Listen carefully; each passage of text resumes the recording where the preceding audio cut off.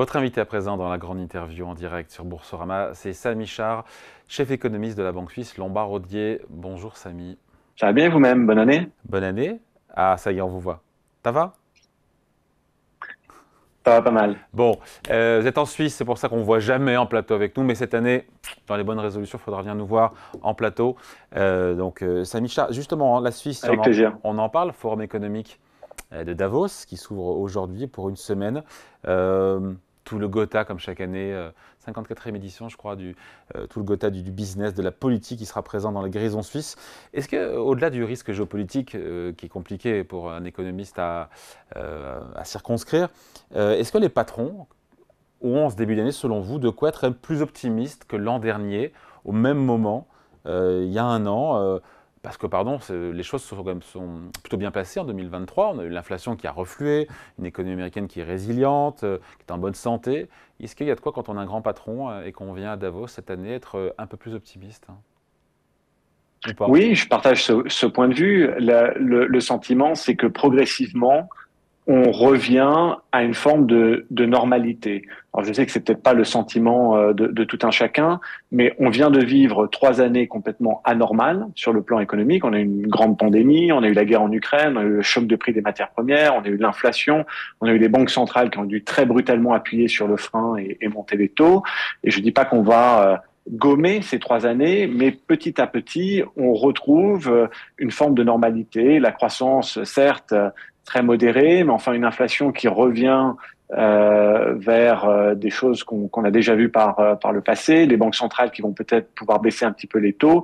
Donc, sans que ce soit un environnement très flamboyant, on a quand même le sentiment qu'on met de côté un petit peu ces 3 années anormales et on revient à une forme de rythme de croisière qui est peut-être pas très enthousiasmant, mais enfin qui permet de revenir à quelque chose de plus usuel sur les marchés de l'emploi, sur l'inflation, sur la Donc il n'y a croissance, pas de raison sur les d'être, taux, et ça c'est plutôt donc positif. il y a pas de raison, en ce début d'année, d'être pessimiste, spécialement sur l'économie cette année?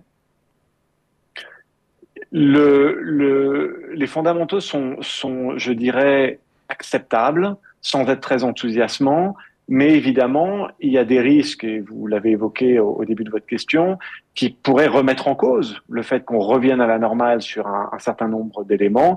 Et c'est ça, quelque part, la grande question qui va être discutée à Davos. Est-ce que finalement, cette géopolitique va pouvoir remettre en cause le fait qu'on puisse commencer à mettre derrière ces 3 années complètement anormales, ce retour à la normale, peut-être à risque non seulement du fait de la géopolitique, mais aussi peut-être du fait tout simplement de la politique domestique, notamment aux États-Unis, avec des élections en fin d'année qui pourraient remettre en cause, Hmm. encore une fois, cette normalisation des conditions économiques et financières. Qu'est-ce qu'il y a de pire, hein, ou pas d'ailleurs, cette géopolitique avec deux conflits, l'un au port de l'Europe et l'autre au Proche-Orient, ou effectivement cette élection à risque aux États-Unis?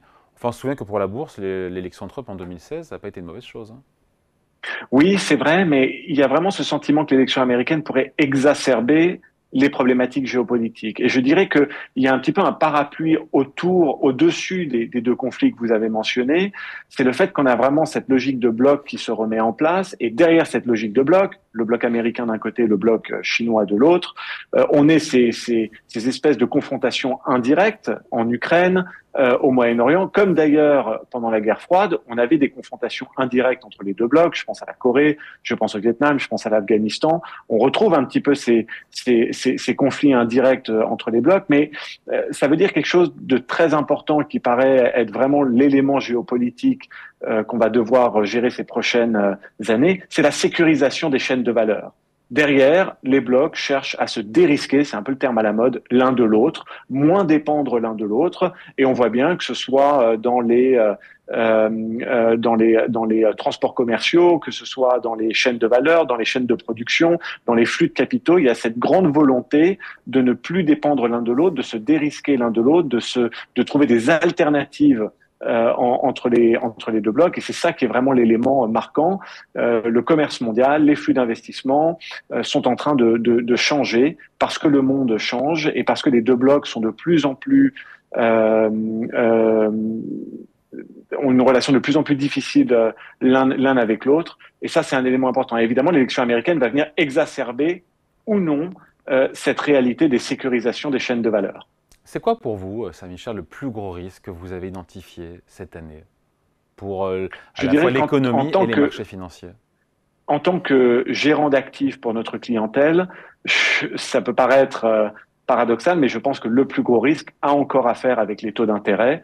C'est vraiment l'élément qui fera ou défera les marchés cette année. C'est quand même incroyable de se dire qu'on a deux conflits extrêmement violents aujourd'hui, et pourtant l'impact sur l'économie mondiale et l'impact sur les marchés a été contenu. Pour l'instant, tout peut changer demain, bien sûr, mais la réalité, c'est que ces conflits ont eu relativement peu d'impact, alors que les taux d'intérêt continue d'avoir un impact démesuré sur les conditions économiques et financières. Et donc notre sentiment, c'est que le principal risque, c'est de se tromper sur ce qu'on pense des perspectives des taux d'intérêt. On pense d'ailleurs, comme le consensus et comme les marchés, que les taux d'intérêt vont être coupés.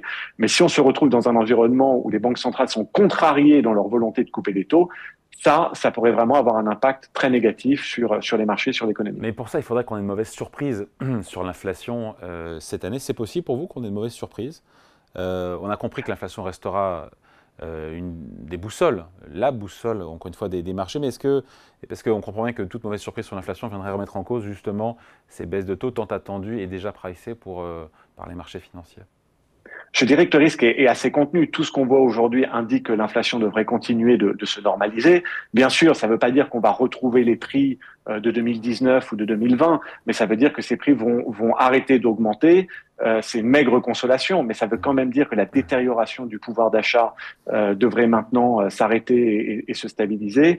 Et c'est vrai que lorsqu'on regarde les dynamiques de croissance, la réalité des marchés de l'emploi aujourd'hui et de la croissance salariale, et aussi les dynamiques de prix, donc l'inflation elle-même, tout va dans la bonne direction et petit à petit, on retrouve une inflation, donc une croissance des prix autour de 2%. On n'y est pas encore complètement, mais on s'en approche. Donc il faudrait vraiment une très grande surprise, voire un autre choc externe pour qu'on se retrouve dans une situation où l'inflation rebondisse et les banques centrales ne soient pas en mesure de couper les taux. Un dernier point, David, on peut imaginer plutôt après 2024, en 2025, si Trump est élu et qui impose des politiques migratoires très très restrictives, on peut imaginer que les pénuries au niveau des marchés du travail reviennent, et ça pourrait être un facteur d'inflation, peut-être en 2025-2026, mais pour 2024, en tout cas, la tendance est quand même bien engagée vers une normalisation.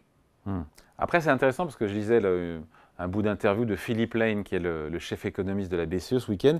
Il nous dit que la BCE aura d'ici juin des données clés pour décider d'une première baisse de taux, tout en ajoutant une aube trompeuse et un recalibrage trop rapide, on comprend le petit commentaire de la BCE, peuvent être autodestructeurs. Vous comprenez quoi, vous, entre les lignes? C'est dire au marché, on se calme, il n'y aura rien avant le mois de juin, quoi. Oui, l'idée, c'est d'éviter l'assouplissement des conditions financières trop rapide. Vous l'avez Qu'on voit mentionné sur les taux longs. dans votre... Exactement, vous l'avez mentionné dans votre interview précédente, les taux longs ont déjà beaucoup baissé, les actions ont beaucoup monté, et donc il y a ce sentiment, il y a ce risque, quelque part, l'assouplissement de ces conditions financières joue contre la tentative de la Banque centrale européenne de limiter l'inflation. Mon sentiment, c'est qu'il s'inquiète beaucoup pour quelque chose qui nécessite peut-être moins d'inquiétude. Je suis plus inquiet du ralentissement de la croissance européenne, notamment en Allemagne. Et donc mon sentiment, c'est que la BCE sera dans une bonne position pour couper les taux plutôt plus tôt que plus tard. Je crois que les risques, à mon avis, à ce niveau-là, sont asymétriques. Il y a plus de risques de voir vraiment la croissance ralentir très vigoureusement en Europe que de voir l'inflation rebondir très, très violemment. Et pourtant, BCE est faite, passe leur temps à répéter que les baisses de taux ont peu de chances de se produire avant l'été. Pourquoi les marchés n'y croient pas? Parce que les marchés se mettent en cohérence avec les données économiques qui sortent. Les données économiques nous disent qu'il n'y a pas de raison que la Banque centrale européenne ne se mette pas à couper les taux, encore une fois, plutôt en mars qu'en juin.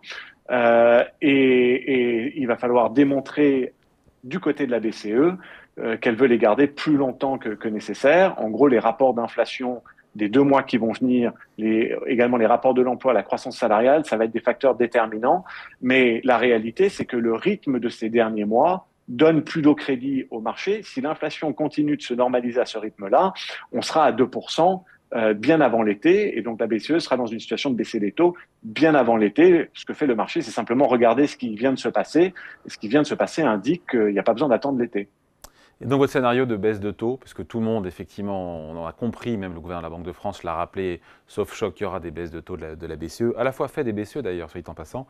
Votre scénario à vous, parce qu'il y a plein de trucs il y a plein de scénarios différents qui fleurissent, je sais plus, je crois que c'est PIMCO qui dit en gros, mais c'est pas les seuls, hein, plus tard mais plus fort en termes de baisse de taux, c'est-à-dire qu'elles arriveraient plus tard dans l'année, mais elles seraient plus massives, non pas par coup de 25 points de base, mais par coup de carrément 50 centimes, 50 points de base. Alors, je vais commencer par répondre à votre question. Notre sentiment, c'est 4 baisses de taux trimestrielles cette année, donc des baisses de taux entre mars et avril, et puis suivi d'une baisse de taux chaque BCE ou trimestre, Fed? et pour la BCE Ah, et pour la Fed, pour les deux, donc 100 points de base de baisse de taux cette année pour les deux principales banques centrales. Et je dirais que c'est un débat génial. Moi, j'adore. On discute toute la journée de quand est-ce que les banques centrales vont baisser les taux et combien cette année. Mais objectivement, c'est pas un débat qui est très, très important pour la courbe des taux. À partir du moment où les banques centrales baissent les taux, ne serait-ce qu'une fois, le marché, il va directement s'ancrer sur la destination. Ou jusqu'où est-ce que les banques centrales cherchent à baisser les taux, non pas cette année, mais dans les trimestres et années à venir. Et le sentiment, c'est que les banques centrales veulent devenir un peu plus neutres dans leur impact sur l'économie. Ça veut dire des taux probablement autour de 3,5 aux États-Unis, autour de 2 en Europe et probablement encore plus bas en Suisse. Et c'est cet ancrage-là qui compte finalement pour la courbe de taux. C'est pas combien de baisses cette année, c'est jusqu'où les banques centrales comptent baisser les taux.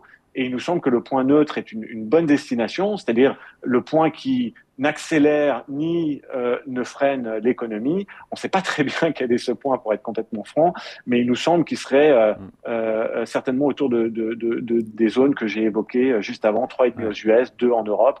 Ça nous paraît ça être l'ancrage important dans ce débat sur les taux. le timing n'est pas le plus important, vous me dites, mais en même temps tout le monde s'excite sur le calendrier. Moi je suis prêt à vous prendre le pari que sur la BCE, ça ne sera pas au mois de mars. Vous m'avez dit mars pour la BCE. Moi je vous fais un resto là-dessus. Allez, un resto, et puis comme ça m'obligera à venir à Paris et à Allez, être en c'est plateau fait. une prochaine fois, ce sera avec grand plaisir. Avant de se quitter juste, je pose la question à chaque fois à nos invités. Votre seule et unique certitude en ce début d'année, quelle est-elle? Que les banques centrales vont couper les taux parce que l'inflation prend quand même une meilleure direction et que les risques me semblent asymétriques à ce niveau-là. Donc des baisses de taux, on en est sûr. Combien? Il y a peut-être débat. Allez, merci beaucoup. Samy Char, donc chef économiste de la Banque Suisse Lombard-Odier, invité à la grande interview en direct sur Boursorama. Merci de Merci m'avoir Samy, à reçu bientôt et bonne année encore. également. Salut.